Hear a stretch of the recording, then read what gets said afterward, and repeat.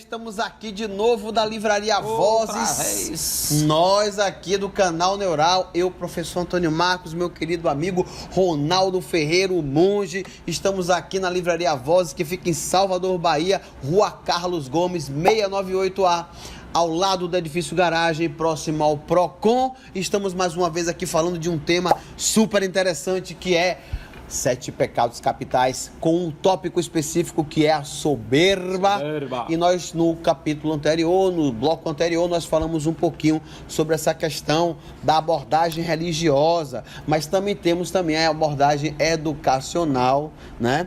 Que o pessoal fala justamente sobre essa questão um tanto quanto narcisista e individualista com que hoje os jovens são educados, tornando-os muito mais soberbos, muito menos humildes diante do mundo, muito menos perceptivos e sensíveis às coisas desse mundo. Sim. E eu queria, meu amigo, que você concluísse sua fala, porque realmente é algo de grande importância, é algo que tem, vamos dizer assim, uma condução sob forte domínio do seu conhecimento.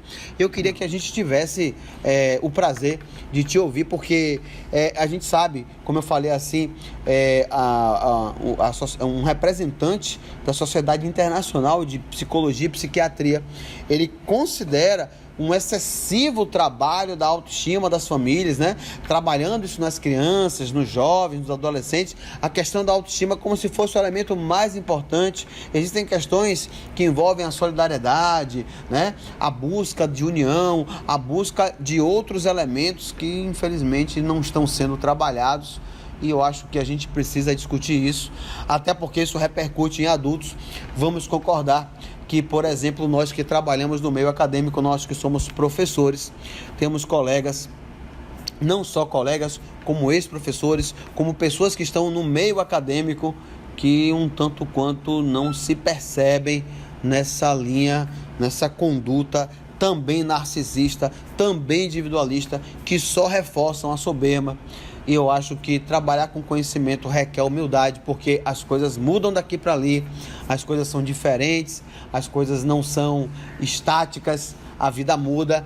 Eu gosto muito de lembrar da grande lição do meu querido Albert Einstein. Gosto muito de citar Einstein nas minhas falas. E Einstein dizia, uma vez ele foi entrevistado e um repórter perguntou para ele o seguinte: como é que você se sente sendo o maior físico de todos os tempos, superando Isaac Newton? E ele disse: calma, meu amigo, muita calma nessa hora, porque eu não sou o maior físico de todos os tempos, e muito menos estou acima de Isaac Newton. Eu apenas explico aquilo que ele não se dedicou a explicar. Eu apenas mostro aquilo que estava fora da alçada das explicações de Newton. E eu acho que isso foi uma grande lição de humildade, não só para o jornalista, não só para a sociedade da época, mas também para o meio científico e acadêmico, porque nós sabemos que infelizmente é permeado dessa questão, né, de se eu vou construir uma teoria nova, eu tenho que destruir a anterior para poder seguir em frente. E Einstein literalmente não destruiu absolutamente nada. Da mesma maneira que a gente estuda mecânica clássica, a gente estuda mecânica quântica, sem que uma destrua ou desmonte ou desconstrua a outra. Meu amigo, a voz é sua. Muito obrigado, mas eu não vou ser soberbo para dizer que entendo muito disso. É um campo, por exemplo, na teologia, na filosofia, que é a questão da moral, né? Então, trabalha a questão moral e trabalha também essas outras questões das virtudes, os vícios, etc. Mas é muito interessante, por exemplo, essa coisa da gente voltar aí para Aristóteles. Eu gosto muito de Aristóteles. Você já percebeu que eu gosto de Aristóteles? E temos que gostar, né? É uma referência que está na parada dos sucessos há mais de 2000 anos. E alguns séculos. Pois é. Então, Aristóteles conviveu com Platão praticamente 20 anos. E se você estudar Platão e estudar Aristóteles, você vai ver que muitas coisas que o Aristóteles fala escreveu, era contrário à teoria da reminiscência de Platão, principalmente a teoria das causas de Aristóteles. Mas aí os alunos gostam de dizer assim: professor, Aristóteles superou Platão.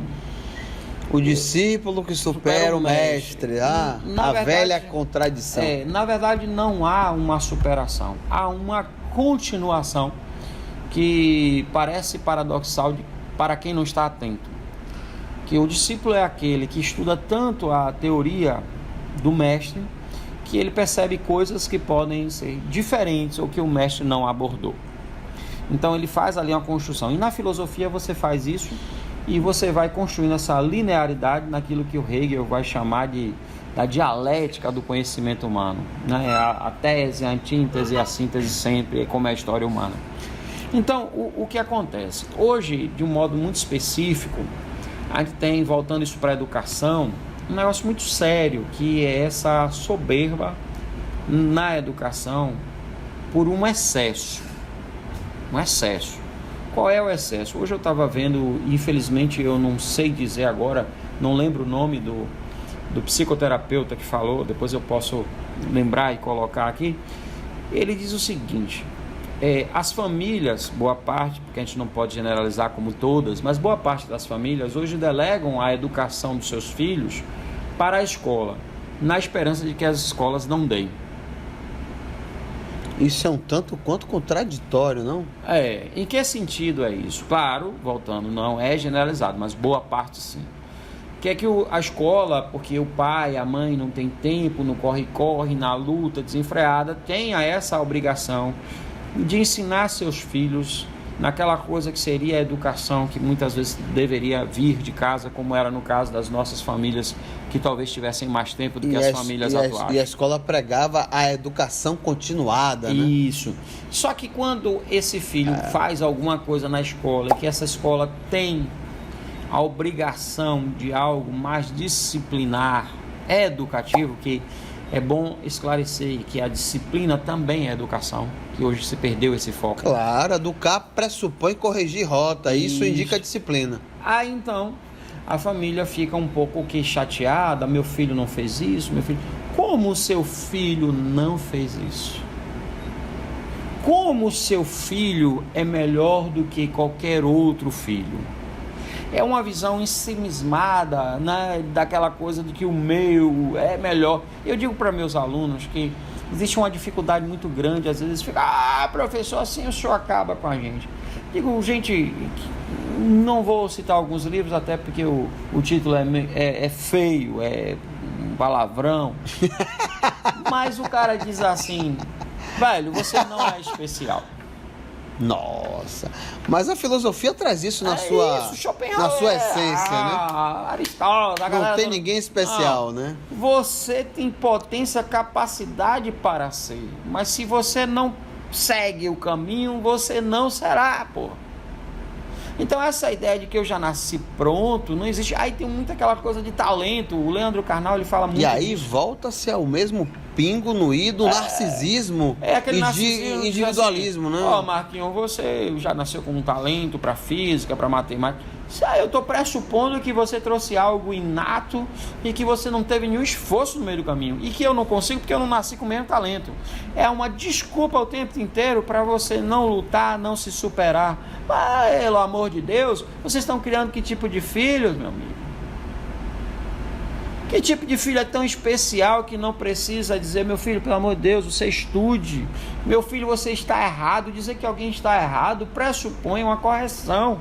Porque existe esse erro e acerto. Velho, não existe esse negócio de eu nasci pronto. Isso é uma soberba absurda. Eu acho que a própria construção... Já vale essa redundância. Acho que a própria construção ela já traz uma falha muito grande. A gente ouve das pessoas, eu não estou falando de famílias de escola, eu estou falando das pessoas em geral. Isso tem dentro das nossas próprias famílias. Que mundo eu vou deixar para os meus filhos? Como se você tivesse alguma posse ou alguma autoridade sobre o mundo, quando de fato o pensamento correto, o pensamento voltado para uma educação de qualidade, voltado para a humildade seria: que filhos eu vou deixar para esse mundo? Não é essa a questão. Não é que mundo eu vou deixar para os meus filhos. Eu não tenho propriedade sobre o mundo. Isso é a essência máxima da soberba. Que filhos eu vou deixar para esse mundo? Porque eu preciso deixar uma herança, porque alguém deixou para mim. Alguém lá atrás pensou que, poxa, virão novas gerações e essas gerações deverão aproveitar o mundo que eu vivi. Mas Mas a soberba... Sem descartar, Ronaldo, por favor. A soberba é aquela velha história, né? De que eu sou mais especial, eu sou especial. Essa coisa de especial, né? Sem um esforço, sem... Que eu lembro muito bem, né? Essa coisa de especial, sem se tornar especial pela sua essência, é trágico, né? Eu lembro muito bem quando eu comecei lá, a vida acadêmica, o professor dizia assim, ó, eu tô dando aula de tal coisa, eu sou especialista nisso, ou seja, eu sou preparado, eu sou especial nisso. Eu me tornei especial nisso. Ninguém nasceu especial. Pronto. A teoria da chegamos tábua ao rasa, ponto, né? ao âmago da questão, né? Aí não, você cria... O ponto nobre. Eu digo, gente, quem nasce especial, talvez os filhos lá da família real na Inglaterra nasceram especiais, mas eles sabem a dor e a alegria de ser aquilo ali. Porque eles vão ter que ter uma educação para sentar, para comer, para vestir, para falar, para inúmeras coisas. Como eu costumo dizer, qual era a vantagem de ser filho de um general, um rei general em Esparta? Não vai dizer nenhuma. Porque era só sofrimento, mais do que qualquer um. Porque o pai ia dizer, esse cara não, nada, educa como todos. Se ele não superar, eu não quero nem saber quem é ele. Então hoje a gente está fazendo o seguinte, é uma super proteção, não é uma proteção. Então estamos criando os nossos filhos de maneira que eles não estão percebendo, não estou falando generalizado, mas estou falando em maioria, de que o mundo tem toda uma diversidade. É aquela coisa lá do Schopenhauer, eu espero um mundo que eu estou projetando como felicidade, não o mundo que é. Óbvio, a questão histórica, eu vou me decepcionar mais do que o normal. Porque existe um mundo real e não o mundo que eu criei ou que eu vou criar para mim. E aí ainda tem outra coisa, o mundo não vai se moldar a mim. Eu quero mudar o mundo, eu tenho que partir da minha mudança. Mas a soberba não deixa isso, fica todo mundo pensando, o mundo tem que se moldar a mim. Eu lembro quando eu era menino, meus pais ali, pobres, né, que hoje a gente diz assim, humildes, porque você pode ser pobre e não ser humilde, e ser rico e ser. Então meus pais pobres e humildes diziam, meu filho, cuidado para você não se tombar nas pessoas, peça licença, me desculpe, muito obrigado. Hoje você chega em certos lugares que as crianças estão te empurrando, porque o pai está ali, o mundo é seu, meu filho. E aí ele só se toca de alguma coisa quando esse filho se bate em alguém sem querer até, tropeça nessa criança, ou você tropeçou no meu filho. Não, seu filho estava onde? Eu nem vi. Então a gente precisa ter muito cuidado, porque a soberba hoje, né, tem vários nomes. Ou ela aborda vários sentimentos, né? Menos a ideia de educar. Porque quando você é muito soberbo, você não educa. Porque você já nasce ensina um monte pronto. de coisa que não presta. Na verdade, é uma violência, você estraga a criança, você estraga o adolescente. Você estraga o ser humano. Você estraga qualquer ser humano, que muitas vezes é frágil demais, escondido atrás de uma soberba. E aí, no primeiro momento que essa soberba não acha um espaço, o castelo desmorona e aquela pessoa vazia cai ali, frente a tudo e todos, não é? Sem desamparo nenhum. Porque o não é um amparo. O não é um amparo, porque a vida vai lhe dizer muitos não. O não é um amparo, a humildade é um guarda-chuva, porque muitas vezes se tem a ideia de que humilde é aquela coisa, coitadista. Falando em guarda-chuva, eu lembrei da chuva. Ah, tá. Mas né? Essa coisa muito... Ou você traz o filho como muito especial, ou muito como coitado. Aristóteles já dizia, a virtude está no meio. A virtude está no meio. Muito bom. Então aqui encerramos a parte de soberba com a educação. Essa aqui é a minha opinião, e você pode ter contrário. Se quiser discutir comigo, alguns sabem onde me encontrar. E se eu tiver a fim de discutir, eu vou discutir. Se não, não estou nem aí. Entendeu? É isso. Meu amigo, é sempre um prazer inenarrável estar aqui. Espero que vocês tenham gostado bastante. E daqui a pouquinho a gente volta. Se gostou, dê um like. Mas se não gostou, também dê um dislike. E colabora do mesmo jeito. Grande Ronaldo! Um beijo, pessoal. Até mais.